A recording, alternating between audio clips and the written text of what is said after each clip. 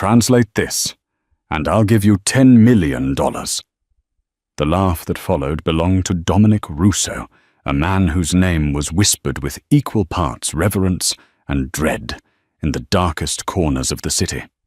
He tossed a crumpled, age-worn leather journal onto the pristine white tablecloth.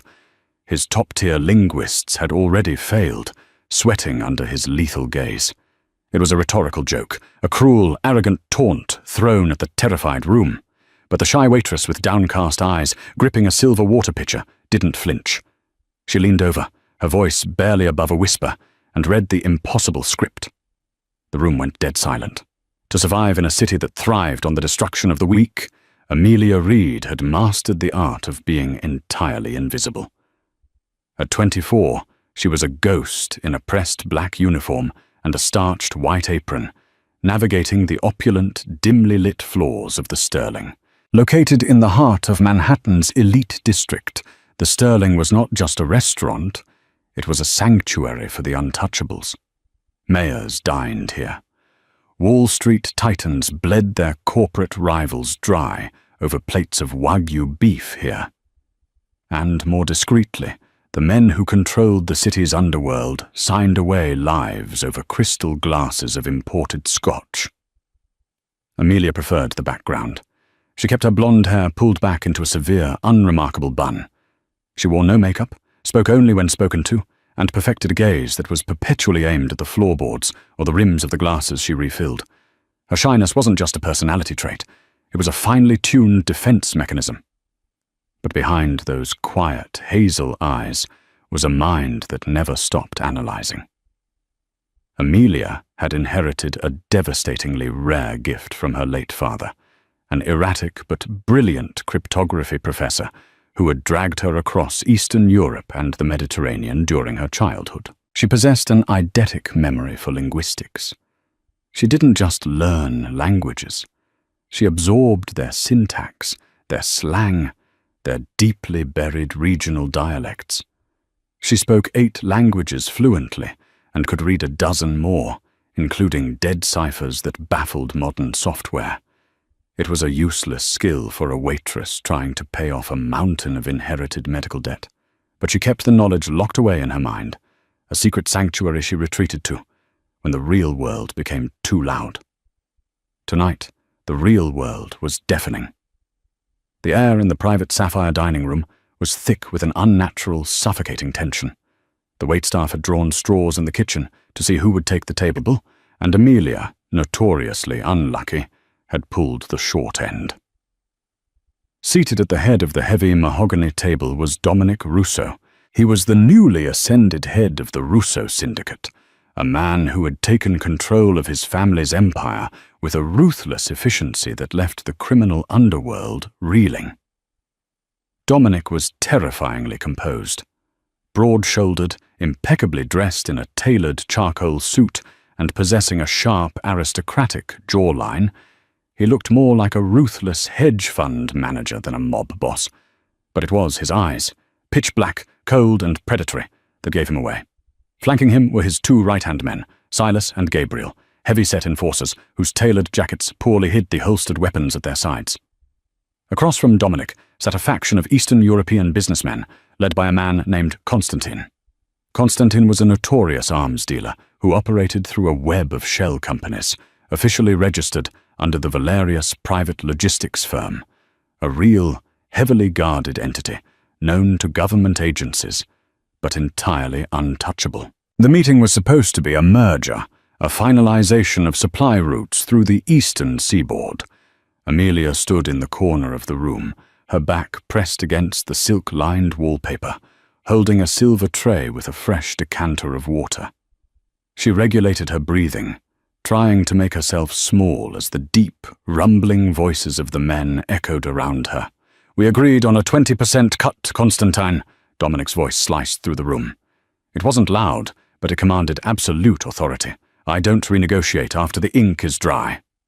Constantine smiled, a slick, oily expression that didn't reach his eyes.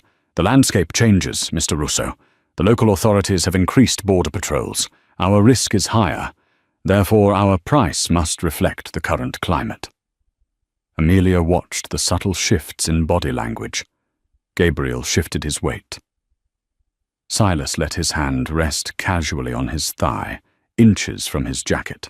Dominic simply stared at Constantine, tapping a heavy gold ring against the mahogany table. Tap, tap, tap. I don't care about your risks, Dominic finally said, his tone dropping an octave. I care about the supply line. Which is why, Constantine replied smoothly, reaching into his breast pocket, I brought the new manifest. The complete routes, the updated ledger, and the revised terms, written of course in the old ledger code. He slid a small, heavily worn leather journal across the table. It stopped exactly inches from Dominic's hands. Amelia felt a strange prickle at the back of her neck. She recognized the look of the book. It wasn't just old. It looked deliberately obscured. Dominic didn't touch it. He gestured to a small, nervous man sitting at the far end of the table. Arthur, read it. Arthur, the Russo family's top retained linguist and legal translator, scrambled forward. He was sweating profusely, dabbing his forehead with a linen napkin. He adjusted his glasses, carefully opening the frail pages of the journal. Amelia stepped forward silently, fulfilling her duty. She moved to the table, uncorking the water decanter to refill Constantine's glass, keeping her eyes averted, but naturally letting her peripheral vision sweep across the open pages of the journal. Her breath hitched slightly. The text was chaotic. To an untrained eye, it looked like random scratchings, but Amelia's mind immediately began categorizing the shapes. It wasn't standard Cyrillic. It was a bastardized blend of an archaic Corsican dialect mixed with Soviet-era Gulag shorthand, a specific hyper-regional cipher used only by high-ranking intelligence officers during the Cold War. Her father had once spent a year trying to crack a letter written in a similar code.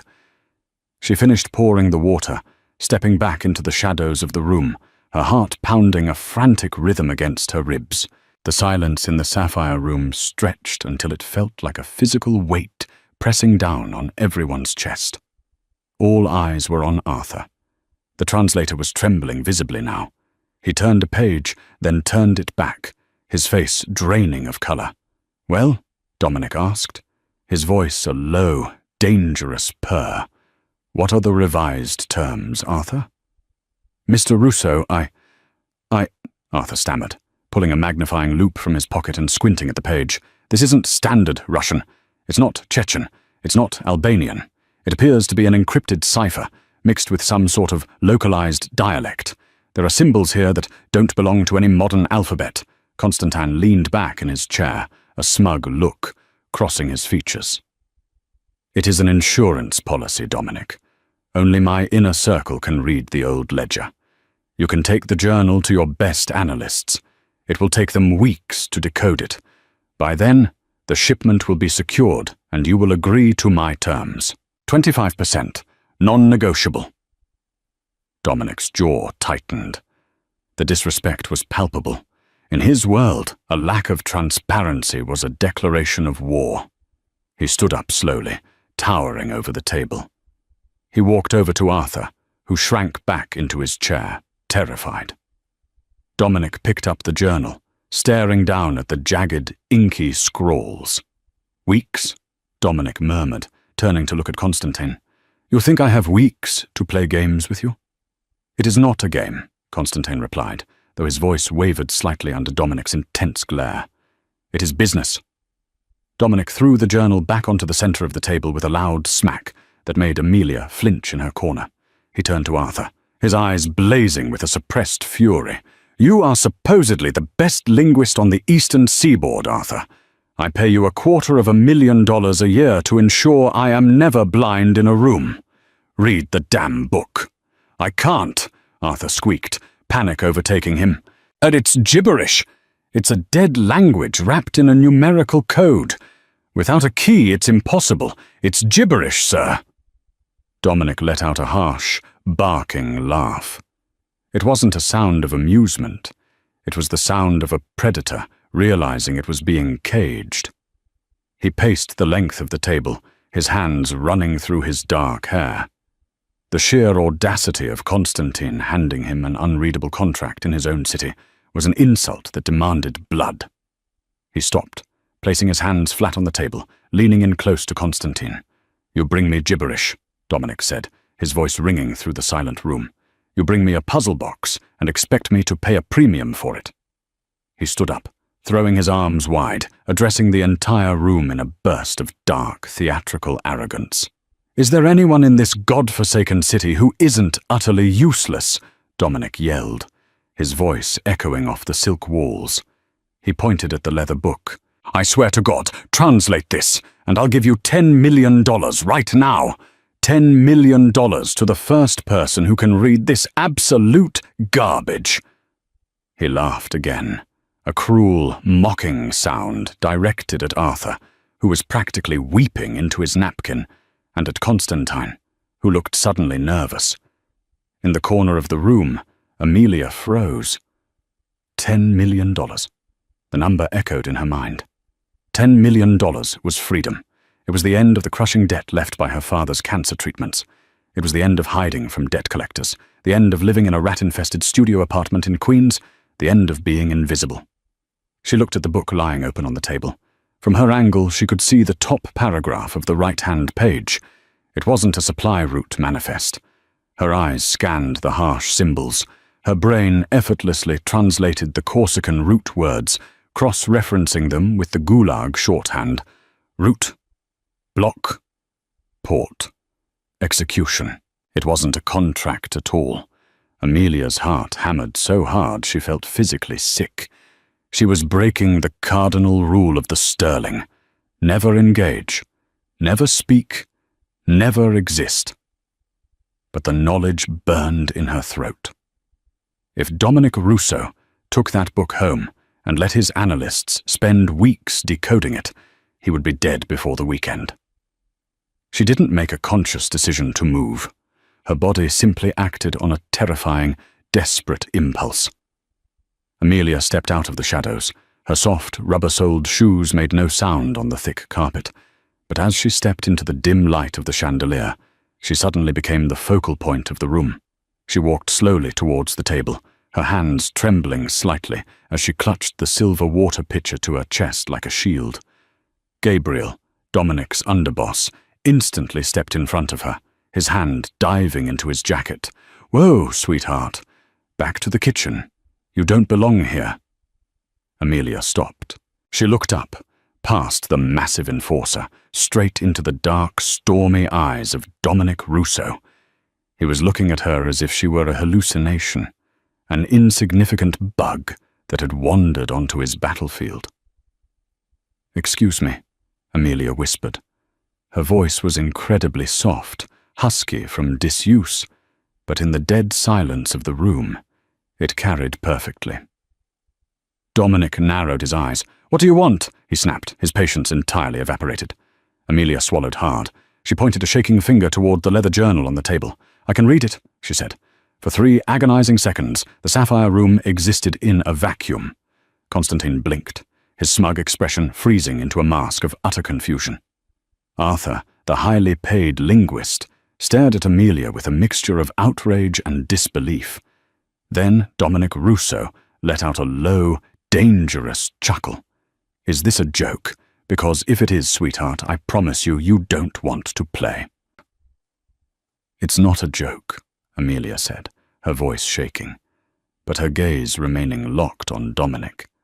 The sheer intensity of the Mafia Boss's stare was enough to make a lesser person crumble, but Amelia forced herself to stand her ground. $10 million. Freedom. "You said $10 million. I can translate it." "Get her out of here," Constantine suddenly barked, his face flushing red. "This is an insult. A waitress? You let the hired help interrupt our business?" Dominic raised a single hand, silencing Constantine instantly. He didn't take his eyes off Amelia. He studied her, the cheap, sensible shoes, the worn fabric of her black uniform, the utter terror radiating from her small frame. Yet, despite the fear, she wasn't backing down. "Let her through, Gabriel," Dominic commanded softly. Gabriel hesitated, casting a suspicious glare at Amelia, before stepping aside. Amelia walked to the table. She could feel the heat radiating from the men, the smell of expensive cologne, tobacco, and cold sweat. She set her water pitcher down on a side cart. Her hands were shaking violently now.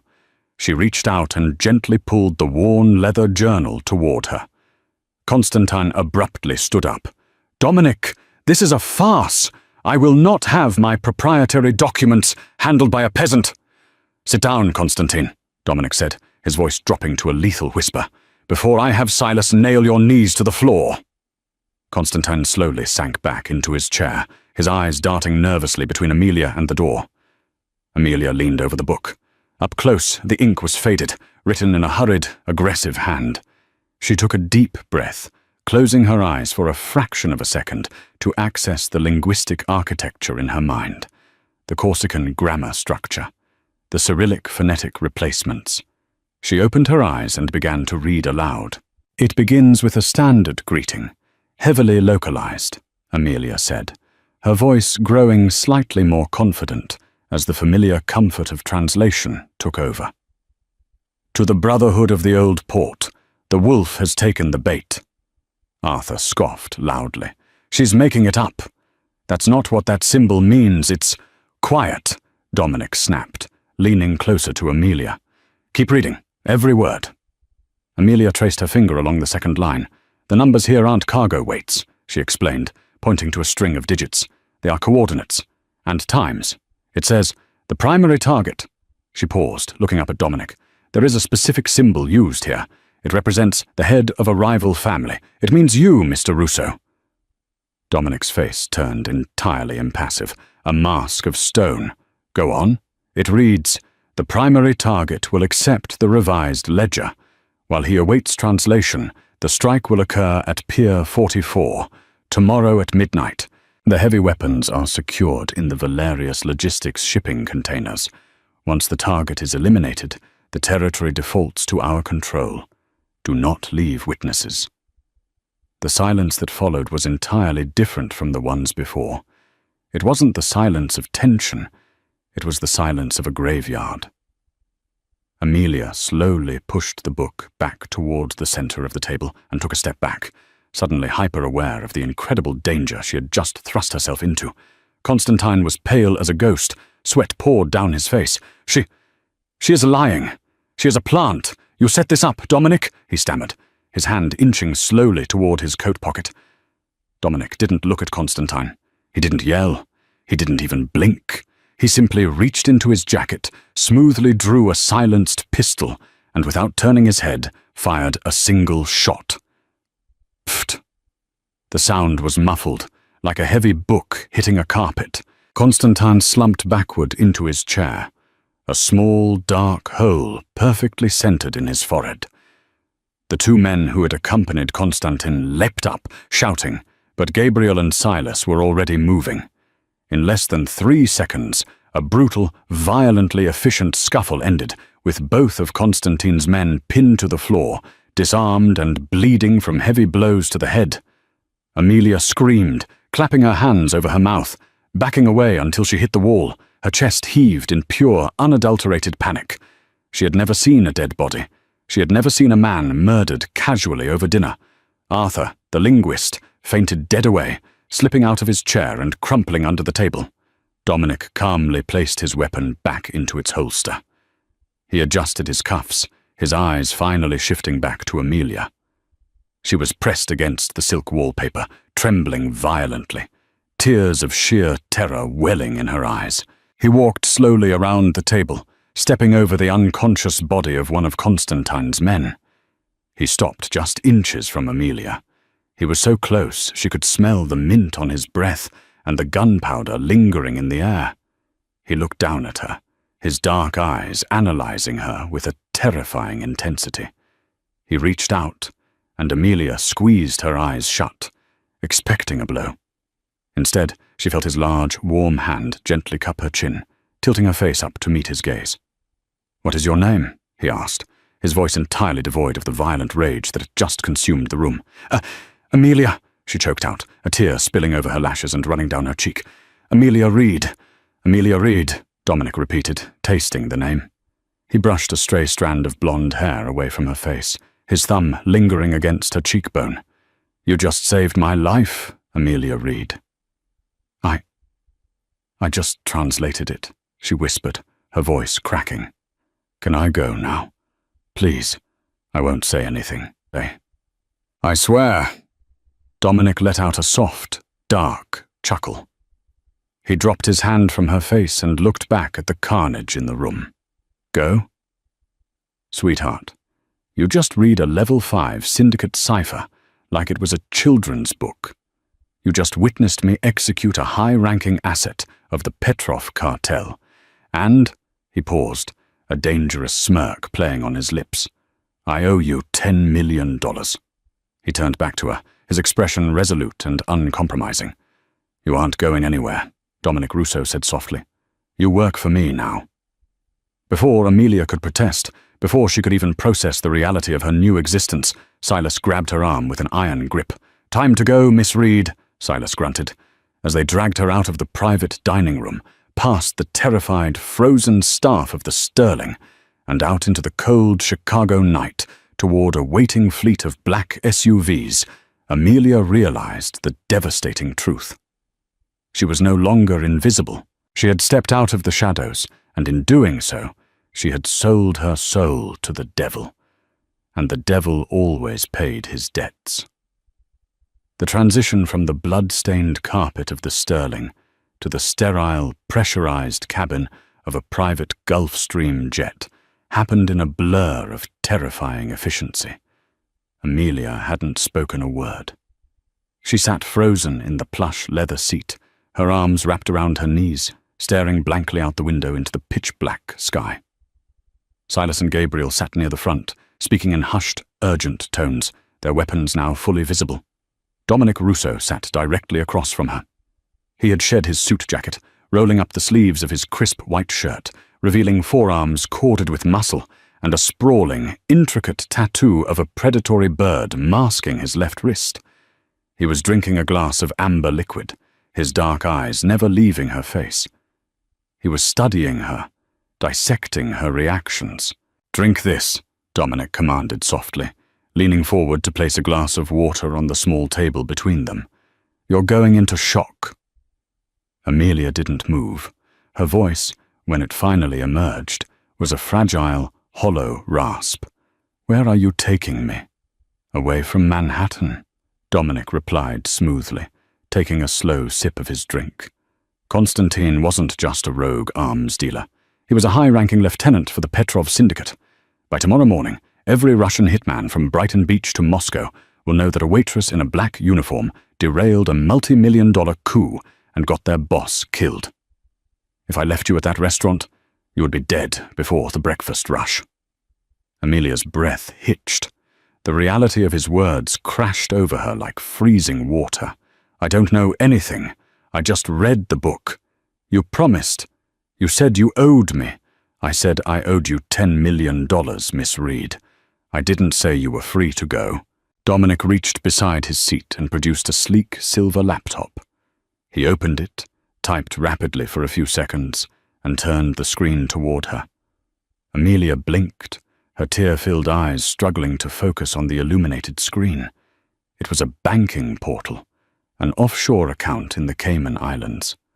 The account name was an anagram of her mother's maiden name, a detail no one should have known. The balance read, $10 million. The debt is paid, Dominic stated, his voice devoid of emotion. The money is yours, completely untraceable, entirely secure. It's enough to clear the $500,000 you owe the oncology ward at Mount Sinai for your late father's treatments. It's enough to buy an island. But he paused, snapping the laptop shut with a sharp clack that made her jump. You can't spend it from a coffin. Amelia stared at the closed laptop, her mind short-circuiting. The money she had fantasized about, the freedom she had desperately craved, was sitting right in front of her. But it felt like ashes. She was traded one insurmountable debt for another. How do you know about my father's bills? She whispered, a new layer of dread settling in her stomach. Dominic leaned back, his gaze turning analytical. "I know everything, Amelia.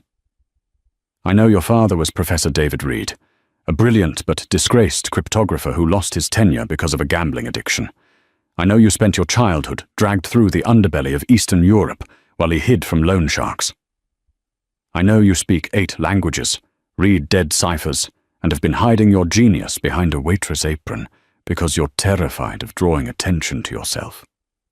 He leaned forward, the space between them suddenly feeling dangerously small. "You thought you were invisible, but brilliance like yours is never truly invisible. It just waits for the right moment to ignite." "What do you want from me?" she asked, her voice trembling. "I have an empire to protect, and I am currently blind," Dominic said, the ruthless Mafia boss re-emerging. "The Petrovs are making a massive play for my territory. They are using this archaic ledger code to bypass my digital surveillance. Arthur was an overpaid idiot. You, however, read that cipher as easily as reading a menu." "I won't work for a murderer," Amelia spat out, finding a sudden, desperate spark of defiance. Dominic's eyes darkened, a dangerous tempest brewing in his irises. "I didn't ask for your resume, Amelia, and I am not offering you a choice. I just handed you $10 million. In exchange, you belong to the Russo Syndicate until the Petrov threat is eradicated. You are my translator, my cipher, my weapon." Hours later, the jet touched down at a private airstrip, nestled deep within the snow-covered mountains of the Pacific Northwest. Amelia was escorted into the back of a heavily armored SUV and driven to a sprawling, high-tech fortress built into the side of a cliff. It was a masterpiece of modern architecture. Glass, steel, and concrete, surrounded by electrified fencing and armed patrols. She was led to a massive suite overlooking the darkened valley. The room was breathtakingly luxurious, filled with silk sheets, a roaring fireplace, and a mahogany bookshelf. But when Silas pulled the heavy oak door shut behind her, the unmistakable, heavy click of a deadbolt echoed through the silence. Amelia ran to the door, rattling the solid brass handle. It was locked from the outside. She walked over to the floor-to-ceiling windows. The glass was thick, undoubtedly bulletproof, and the drop below was a sheer cliff face. She was a multi-millionaire, and she was a prisoner in a golden cage. For 3 days, Amelia saw no one but a silent housekeeper who brought her meals. The isolation was maddening, designed to break her resolve. She paced the length of her suite, tracing the patterns in the Persian rugs, her mind racing with a million frantic plans of escape, none of which were viable. On the 4th morning, the heavy deadbolt clicked open. Silas stood in the doorway, his massive frame blocking the exit. "The boss wants you in the war room, now." Amelia didn't argue. She had changed out of her waitress uniform into a soft grey cashmere sweater and dark jeans that had been left in her closet, clothes that fit perfectly, another unsettling reminder of how closely Dominic had studied her. Silas led her down a labyrinth of sleek, minimalist hallways, descending 2 levels below ground into a state-of-the-art command center. The room was humming with the sound of servers. Banks of monitors covered the walls, displaying satellite feeds, financial tickers, and live surveillance of the estate. Dominic stood at the center of the room, leaning over a massive digital table. He looked exhausted. Dark circles shadowed his eyes, and his jaw was shadowed with stubble, yet he still radiated a terrifying, magnetic authority. Beside him stood Gabriel and a wiry, bespectacled man frantically typing on a tablet, whom Amelia later learned was Wyatt, the syndicate's lead tech engineer. Dominic looked up as she entered. His gaze swept over her, taking in the cashmere sweater and her pale, determined face. "Sit," he commanded, gesturing to a high-backed leather chair beside the table. Amelia walked forward, her heart pounding, and sat down. Dominic slid a thick file folder toward her. It was filled with dozens of photocopied pages, grainy photographs of handwritten notes, and intercepted physical mail. Since Constantine's death, the Petrovs have gone entirely analog, Dominic explained, his voice rough. No emails, no texts, no encrypted servers. They are moving millions of dollars in weapons and narcotics, and they are coordinating it all through physical couriers, using that localized ledger code. Wyatt's algorithms are useless against it. Wyatt scowled but didn't argue. It's a Frankenstein cipher, he muttered. No linguistic baseline.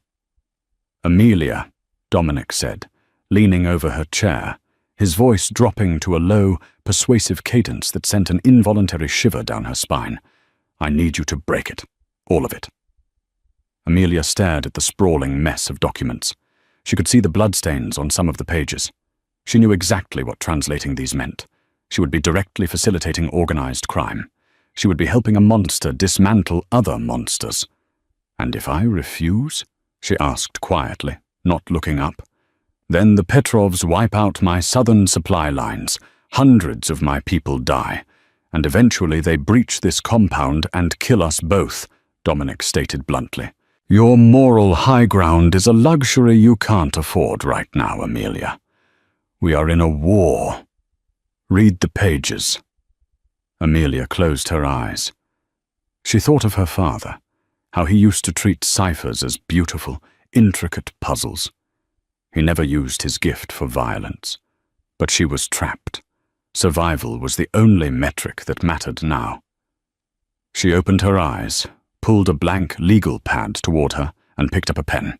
For the next 6 hours, the war room fell into a tense, awed silence. Amelia worked with a terrifying, mechanical efficiency. Her mind slipped into a state of hyperfocus. She sorted the pages not by date, but by the subtle variations in the handwriting. This batch here, she said, her voice steady, pointing to a stack of letters. This isn't from the main Petrov family. The syntax is clumsy. It's a sub-faction in Miami. They are complaining about a delayed shipment of ghost guns. They say, she traced a line of harsh symbols. They say the northern hounds are sniffing too close to the port. Dominic looked at Gabriel. The feds are onto the Miami port. Shut it down. Reroute everything through Charleston. Gabriel nodded sharply and stepped away to make the call. Amelia moved to the next document. Hour after hour, she mapped out the Petrov syndicate's entire logistical nightmare.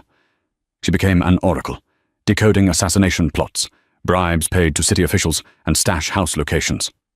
Dominic watched her, entirely captivated. He had expected a terrified civilian. Instead, he was watching a prodigy dismantle an empire with a ballpoint pen. He found his gaze lingering on the delicate curve of her neck, the intense furrow of her brow, the way she chewed on her bottom lip when a sentence proved difficult. It was a dangerous distraction. Around midnight, Wyatt and Gabriel had left the room to execute the new orders. Only Silas remained, standing silently by the door. Amelia was staring at a specific, heavily encrypted letter. It had been found on the body of one of Konstantin's men. She had been staring at it for 20 minutes, her pen hovering over the paper. The color had completely drained from her face. Dominic noticed the shift immediately. He walked around the table, standing close behind her. "What is it?" he asked, his voice sharp. "Have you hit a wall?" "No," Amelia whispered. Her hand was shaking so badly she dropped the pen. It clattered loudly against the glass table. It's not a wall. Read it to me, Amelia." She turned around in her chair, looking up at Dominic with wide, terrified eyes. The power dynamic in the room suddenly shifted. She held a secret that could shatter everything he had built. "This letter," she started, her voice barely audible. "It's written in the Petrov cipher. But the sentence structure, the idiomatic expressions used to describe the shipments, it's not Russian, it's not Corsican." Dominic frowned, his patience thinning. "Then what is it?" "It's Sicilian," Amelia said, swallowing hard. "Specifically, a dialect from Palermo. The cipher uses symbols, but whoever wrote this was translating their thoughts from deep, native Sicilian into the Petrov code." Dominic went entirely still. The Russo family was from Palermo. His father had insisted the inner circle speak the old dialect. The Petrovs were strictly Eastern European. They wouldn't know the nuances of Palermo slang. "What are you saying?" Dominic asked, his voice dangerously quiet, the air in the room dropping 10 degrees. Amelia looked down at the paper, then back up at the terrifying Mafia Boss. "I'm saying the Petrovs aren't outsmarting you on their own, Dominic. This letter is a schedule of your personal movements for the next month. Someone is feeding them your exact coordinates." She paused, taking a ragged breath. "You have a mole, and based on this dialect, it's someone in your absolute inner circle. Someone in this house." The silence in the underground war room was suffocating, heavy with the sudden metallic taste of betrayal. Dominic Russo did not shout. He did not flip the glass table or draw his weapon. Instead, a terrifying, absolute stillness washed over him. He stared at the translated letter in Amelia's trembling hand, his jaw clenched so tightly a muscle ticked in his cheek. "Palermo," Dominic repeated, his voice dropping to a glacial whisper. "Only 4 people in my entire syndicate speak the old Palermo dialect, fluently enough to translate complex logistics into a dead cipher. Me, my uncle in federal prison. Silas." He paused, his dark eyes narrowing into lethal slits. "And Gabriel." Amelia shrank back into her leather chair. She had just lit a match in a room full of gasoline. "It's a linguistic fingerprint," she explained, her voice gaining a desperate, rapid cadence as she sought to justify her terrifying conclusion. "Everyone has an idiolect, a unique way they construct sentences. This writer uses a specific, archaic phrasing for delivery. They don't use the standard Italian consegna. They use a localized slang term that translates roughly to the feeding." Dominic's gaze snapped from the paper to Amelia, his mind rapidly processing the tactical nightmare. Gabriel was his underboss. He knew the security codes to the Pacific Northwest compound. He knew the routing numbers for the Russo family's primary offshore accounts at Credit Suisse. Most importantly, Gabriel was currently upstairs, coordinating the tactical response against the Petrovs based on the very information Amelia had just decoded. "He's adjusting our defenses to walk us right into a slaughter," Dominic said, realizing the trap. Before Amelia could respond, the heavy steel door of the war room hissed open. Silas stepped in, his massive frame tense, his hand resting instinctively on his holstered weapon. "Boss, Gabriel just ordered the perimeter guards to shift to the north ridge. He says Wyatt picked up thermal movement." "Wyatt isn't on the thermal monitors. He's tracing the Miami wire transfers," Dominic replied, his voice eerily calm. He reached under the glass table and pulled a sleek, suppressed Heckler & Koch USP tactical pistol from a hidden magnetic mount. He racked the slide with a sharp, terrifying clack. "Silas," Dominic ordered, not looking up as he checked the magazine. "Gabriel has sold us to the Petrovs. He's the mole." Silas froze.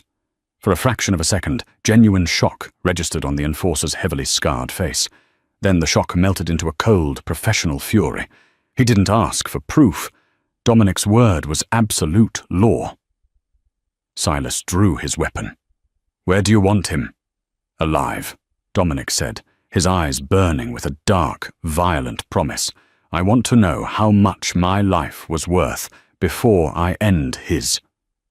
But the trap had already been sprung. The lights in the war room suddenly flickered and died, plunging the underground bunker into total darkness.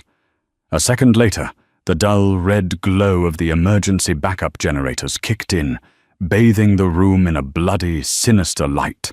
Alarms began to blare, a high-pitched, rhythmic shrieking that rattled Amelia's teeth. "He cut the main power," Silas growled, moving swiftly to cover the doorway. "He knows we know." "Amelia, get under the table," Dominic commanded, his tone leaving no room for negotiation. She didn't hesitate. She scrambled beneath the heavy steel and glass structure, pulling her knees to her chest, her heart hammering against her ribs like a trapped bird. She clamped her hands over her ears, shutting her eyes tightly. Footsteps echoed in the corridor outside. Heavy, deliberate boots. "Dominic!" Gabriel's voice rang out, distorted by the concrete hallway. It lacked its usual deference, replaced by a sneering, arrogant confidence. It's over! The Petrovs just breached the south gate. You're boxed in. Come out, and I'll make it quick. You owe me that much after 10 years of playing your shadow." "You sold your soul for a discount, Gabriel," Dominic yelled back, his voice echoing with absolute authority, despite the red-lit chaos. He signaled Silas to flank the left side of the heavy steel door. "Constantine is dead. The Petrovs will cut your throat the second they take this compound." "Constantine was a middleman," Gabriel laughed harshly. "The Petrovs offered me the eastern seaboard. I'm not a shadow anymore, Dom." Bang, bang, bang! 3 deafening shots shattered the glass of the war room's observation window. Shards rained down on the floor. Amelia screamed, a sound swallowed by the deafening roar of Silas returning fire. The noise was apocalyptic in the enclosed space. Dominic moved with the terrifying speed of an apex predator. He didn't blind fire. He waited for a lull in Gabriel's reload, stepped out from cover, and fired twice. A heavy thud echoed from the corridor, followed by a wet, gargling groan. "Clear!" Silas shouted, stepping into the hallway, his weapon trained downward. Amelia kept her eyes squeezed shut until she felt a firm, warm hand grip her shoulder. She flinched violently, but the scent of expensive cologne and gunpowder told her it was Dominic. "It's over," he said softly, his voice a stark contrast to the violence that had just erupted. Amelia slowly opened her eyes and crawled out from under the table. She looked into the hallway. Gabriel was slumped against the concrete wall, clutching his chest, his breath coming in ragged, bloody gasps. Dominic walked over to his former underboss, looking down at him with an expression of pure, unadulterated ice. He didn't ask for apologies. He didn't ask for a final confession. "You should have learned Russian, Gabriel," Dominic whispered. "You might have survived the translation." Dominic raised his weapon and fired a single, final shot. The aftermath of Gabriel's betrayal was a masterclass in ruthless, terrifying efficiency. There were no police sirens, no flashing lights, no panicked 911 calls echoing through the rugged valleys of the Pacific Northwest. Within 3 hours, Dominic's loyalists had repelled the disorganized Petrov hit squad at the south gate. By dawn, the sprawling estate was functionally sterilized. Amelia sat wrapped in a heavy wool blanket in the fortified library on the top floor. The room smelled of old paper, leather, and faintly, irrevocably, of copper and bleach. Through the floor-to-ceiling bulletproof windows, she watched the pale morning sun bleed over the snow-capped pines.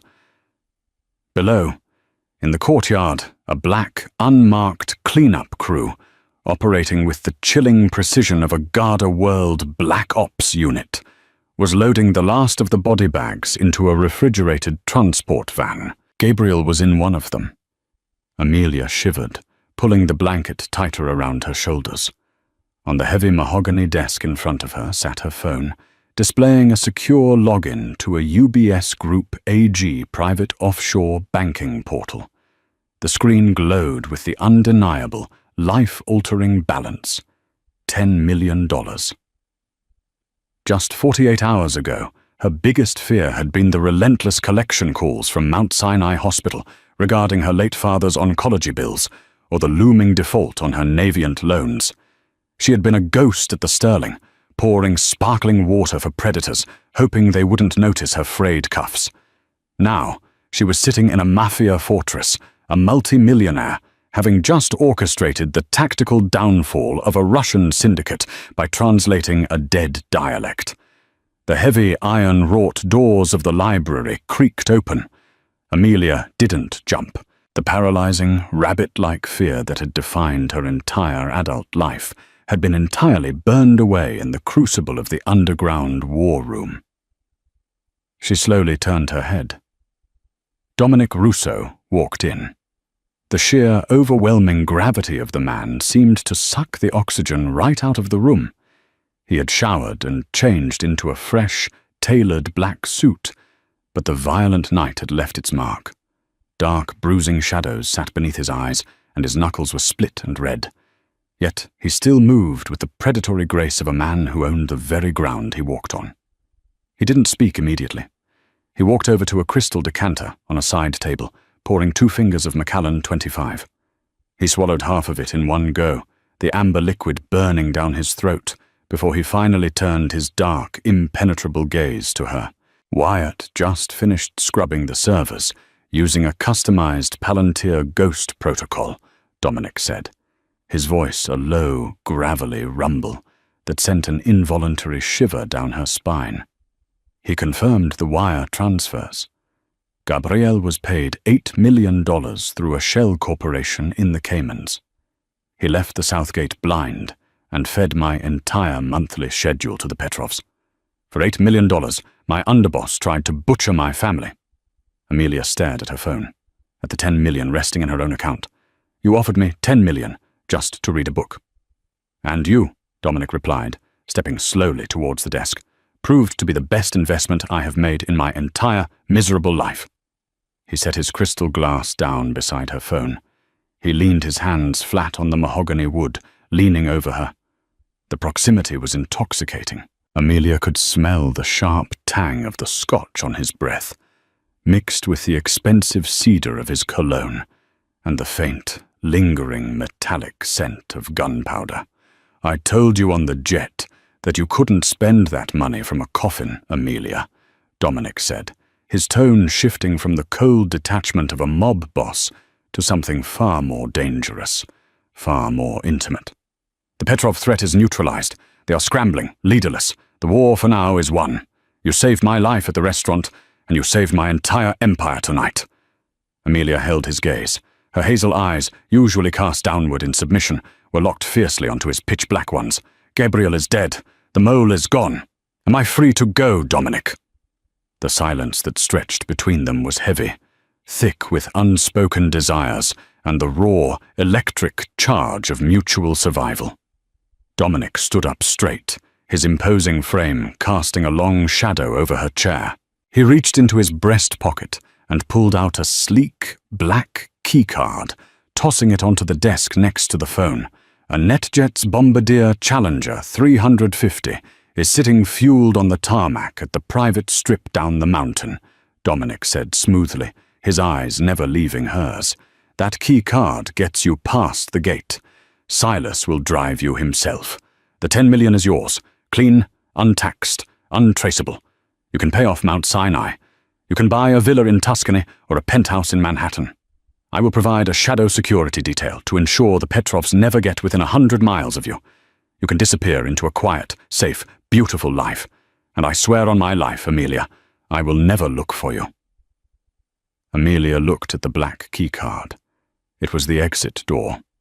It was the culmination of every desperate prayer she had whispered in her tiny, rat-infested queen's apartment. Freedom. She reached out, her fingertips brushing the cold plastic of the card. Dominic watched her, a muscle ticking in his jaw. He was a man who took what he wanted, a man who commanded thousands. Yet he was entirely paralyzed by the delicate movement of her hand.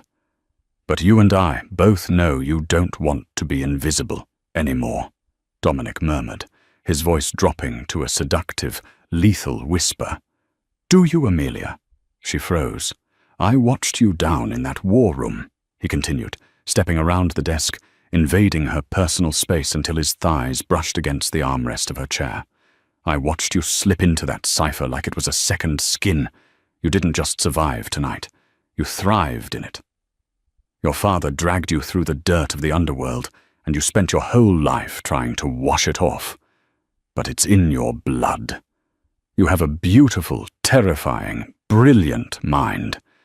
If you take that jet, you will spend the rest of your life suffocating in a world full of ordinary people, pretending you don't know how to play God. Amelia's breath hitched.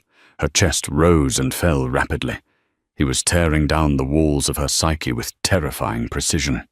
He was offering her the one thing she had never been allowed to have. Power. What are you offering me, Dominic?